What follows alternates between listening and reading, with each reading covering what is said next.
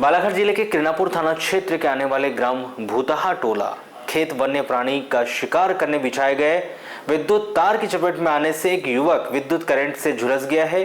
बीती रात यह घटना उस समय हुई जब यह युवक अपने खेत से घर आ रहा था। विद्युत करंट से झुलसे युवक चंद्रशेखर पिता भूरेलाल मानकर 26 वर्ष ग्राम भूतहा टोला थाना किरणापुर निवासी को जिला अस्पताल में भर्ती कराया गया।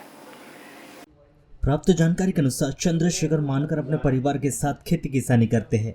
उनके परिवार में माता पिता के अलावा एक भाई भी है। ग्राम भूतहा टोला में घर से कुछ ही दूर पर स्थित चंद्रशेखर मानकर का खेत भी है। इस वर्ष उन्होंने खेत में फसल भी लगाई। 5 अगस्त की शाम को चंद्रशेखर मानकर ग्राम दहेदी अपने किसी काम से गया था और काम करके वह रात 9 बजे अपने खेत होते हुए घर आ रहा था। तभी खेत के पार से गुजरते समय खेत में वन्य प्राणियों का शिकार करने के लिए बिछाए गए विद्युत तार की चपेट में आने से चंद्रशेखर मानकर के हाथ पैर और शरीर के अन्य अंग विद्युत करंट से झुलस गए, जो बेहोश हो गया था। कुछ देर बाद होश आने के बाद चंद्रशेखर मानकर किसी तरह अपने घर पहुंचा और घर वालों को यह बात बताई। इसके बाद उसे किरणापुर के शासकीय अस्पताल में भर्ती कराया गया था, जहां से प्राथमिक उपचार के बाद चंद्रशेखर मानकर को जिला अस्पताल बालाघाट रेफर किया गया है।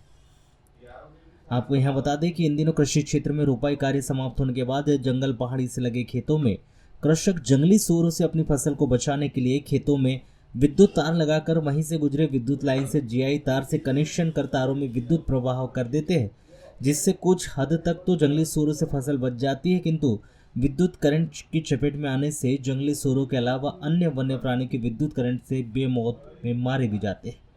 विद्युत करंट से जंगली सूअर, सांभर, कोटरी, हिरन के मारे जाने पर उनका मांस तो खाने में उपयोग कर लेते, किंतु खाल की बिक्री भी कर देते।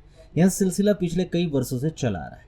वन्य प्राणियों का शिकार करने बिछाए गए विद्युत तार की चपेट में आने से किरणापुर हट्टा क्षेत्र में कई मौतें भी हुई है।